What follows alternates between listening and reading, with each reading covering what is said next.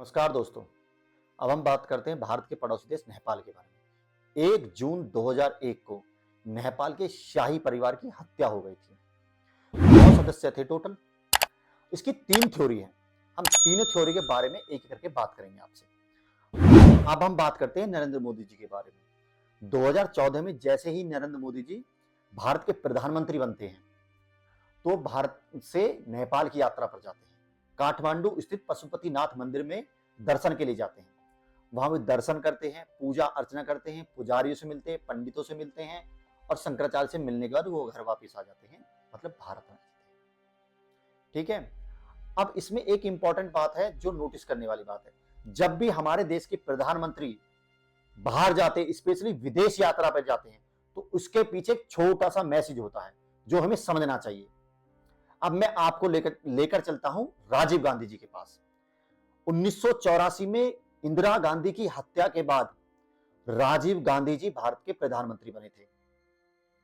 वो 1988 में वो भी नेपाल गए थे, पशुपतिनाथ मंदिर जो काठमांडू में है, दर्शन के लिए। लेकिन वो प्रवेश नहीं कर पाए थे, वो दर्शन नहीं कर पाए थे, जिसका मुख्य कारण था सोनिया गांधी जो उनकी पत्नी थी, क्योंकि वो क्रिश्चियन है। जब वो वहां गए, उन्होंने मंदिर में जाने की अपनी इच्छा जाहिर की। वहां के पंडितों ने रोक दिया उन्हें, क्या कि गैर हिंदुओं का मंदिर में जाना प्रवेश वर्जित है। अब उस समय के जो राजा थे विक्रम सिंह, उनसे राजीव गांधी की काफी अच्छी दोस्ती थी, या आप जान पहचान कह लीजिए। उनसे उन्होंने बात की। उन्होंने जवाब दिया कि ये तो आपके भारतीय ही हैं। वो बताया था ना कि वो भारतीय, तो भारतीय, मैं इसमें क्या कर सकता हूं। ठीक है जी। और उनकी जो पत्नी थी ऐश्वर्या, विक्रम सिंह जो राजा थे, रानी ऐश्वर्या, वो भी नहीं चाहती थी सोनिया गांधी मंदिर में प्रवेश कर, क्योंकि वो क्रिश्चियन थी। इस चीज से नाराज होकर राजीव गांधी इंडिया आ गए, भारत आ गए। लेकिन इस बात को उन्होंने बहुत ज्यादा गंभीरता से लिया और उसे अपनी इज्जत पर ले लिया और उन्होंने नेपाल पर नाकाबंदी लगा दी। उस समय के बहुत से लोगों का ये मानना था, सोचना था कि ये जो नाकाबंदी लगाई है उसके पीछे मंदिर में जो प्रवेश नहीं मिलना है वो रीजन है। अब हम बात करते हैं थ्योरी नंबर 1 की, संत का श्राप। ये जो कहानी है, ये एक दंत कथा मान लीजिए, या नेपाल के लोग वहां मानते हैं, वहां प्रचलित है, ऐसा कुछ है।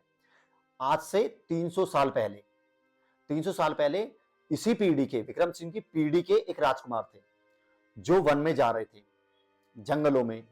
तो उनको एक साधु मिलते हैं, साधु संत वेशभूषा से पुजारी लग रहे थे। तो उनसे आग्रह करते हैं, उनके पास आते हैं, बोलते हैं कि मुझको भूख लगी है, मुझे दही दो। तो वो राजकुमार थे, उनके लिए तो बहुत ही छोटी सी चीज थी, और संत का जो आदर सम्मान उनको उनकी परवरिश में था ही। तो उन्होंने उनको दही का एक बार दिया या कटोरा दिया, जो भी था, ऐसे दिया उनको पीने के लिए। तो वो पीते हैं, जैसे पीने के बाद उसको उल्टी कर देते हैं, मतलब उगल देते हैं उसको, कटोरे को, और उसे राजकुमार की तरफ करते हैं कि आप लीजिए, ऐसे छाती की तरफ ऐसे करते हैं कि आप इसको पी लीजिए, ग्रहण कीजिए। अब राजकुमार को तो बहुत गुस्सा होता है ये देख के कि मैं राजकुमार होके इसकी उल्टी पीऊंगा, या कोई भी आम आदमी भी, कोई हर कोई मना कर देगा, और वो तो राजकुमार थे। लेकिन उनकी जो परवरिश थी, उनकी जो सारे संस्कार थे, तो इस वजह से वो उनका अपमान नहीं करते, ना भला बुरा बोलते हैं, ना ही मारते हैं, पीटते हैं, ऐसा कुछ नहीं करते। वो उनको ऐसे कटोरे को अपनी छाती जैसा रोक करते हैं, ऐसे वो तो ऐसे कर देते। जैसे कटोरा जमीन पे गिरता है तो उनकी जो पैरों की 10 उंगलियां होती है, तो उन पे छींटे गिर जाती है, हर एक उंगली पे छींटे गिरती है, टोटल 10 होती है। ये बात आप याद रखना, 10 उंगलियां होती है पैर में, ये खैर पता ही है आपको, लेकिन ये बात याद रखना बहुत इंपॉर्टेंट है। 10 उंगलियों पे एक एक छींट, दो छींट हल्की हल्की गिर जाती है। इससे साधु, जो साधु संत था, संत बहुत ही नाराज होते, बहुत ही क्रोधित होते, बहुत ही गुस्सा करते हो, इतना गुस्सा करते बहुत ज्यादा कि नीच, तूने ये क्या हरकत कर दी, ऐसा ही बोलते हैं। कहते कि अगर तू इस दही को पी लेता तो तेरा हमेशा राज रहता, तो हमेशा राज करती, तेरी पीढ़ी दर पीढ़ी दर पीढ़ी दर आने वाला वंश हमेशा राज करता, लेकिन तेरी 10वीं पीढ़ी में तेरा अंत हो जाएगा। और कहते हैं विक्रम सिंह उस 10वीं पीढ़ी के राजा थे। Theory number 2।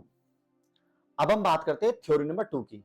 राजा विक्रम सिंह के बेटे दीपेंद्र ने सारे परिवार, जो 9 सदस्य थे, उनकी हत्या की थी। शराब के नशे में, वो जहां पे पार्टी हो रही थी वहां पे सारा परिवार था, और उनकी हत्या कर दी थी। वो किस लिए हत्या की थी कि देवनारायणी एक लड़की थी जिससे वो शादी करना चाहते थे। देवयानी एक लड़की थी जिससे वो शादी करना चाहते थे।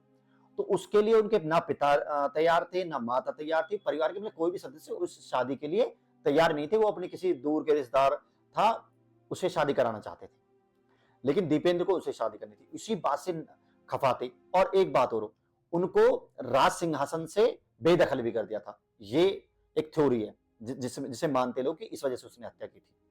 ठीक है, तो इस वजह से उसने सारे परिवार की हत्या कर दी थी। लेकिन इसमें एक बात और है कि दीपेंद्र ने अपने आप को गोली मार ली थी। जब सारे परिवार को हॉस्पिटल ले जा रहे थे तो उनमें दीपेंद्र भी था, और दीपेंद्र की भी मृत्यु हो गई थी हॉस्पिटल में इलाज के दौरान। उपचार जब चल रहा था उसका तो हॉस्पिटल में उनकी मृत्यु हो गई थी। ठीक है, ये थ्योरी नंबर 2। अब हम बात करेंगे थ्योरी नंबर 3 की, जो कि बहुत ही इंटरेस्टिंग है और स्पेशली मुझे बहुत पसंद आई थी, कि नेपाल के राज परिवार की हत्या में भारत की रॉ और अमेरिका की CIA का हाथ था। भारत की रॉ मतलब भारत की खुफिया एजेंसी रॉ, और CIA मतलब अमेरिका की खुफिया एजेंसी। ठीक है, क्लियर है यहां तक? उस समय के अंडरग्राउंड माओवादी नेता बाबूराम ने कांतिपुरा एक अखबार में लेख छपा।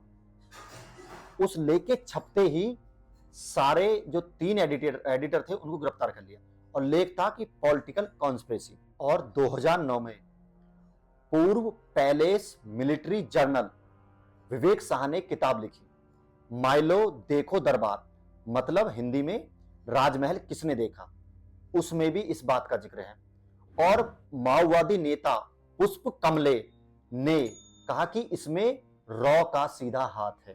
मैंने आपके सामने तीनों थ्योरी रख दी है, संत का शराब, बेटे ने हत्या की, और CIA रॉ का इन्वॉल्वमेंट। ठीक है, और एक बात याद रखना कि बेटे ने जो हत्या की थी उसकी भी डेथ हो गई थी, उसने खुद को गोली मार ली थी, उसकी भी हॉस्पिटल में डेथ हो गई थी बाद में। ठीक है, ये बात ध्यान रखना तीनों थ्योरी पे जाने से पहले। ठीक है, खुश रहिए, नमस्कार। अगली वीडियो में फिर मिलते हैं, चैनल को सब्सक्राइब कर लीजिए।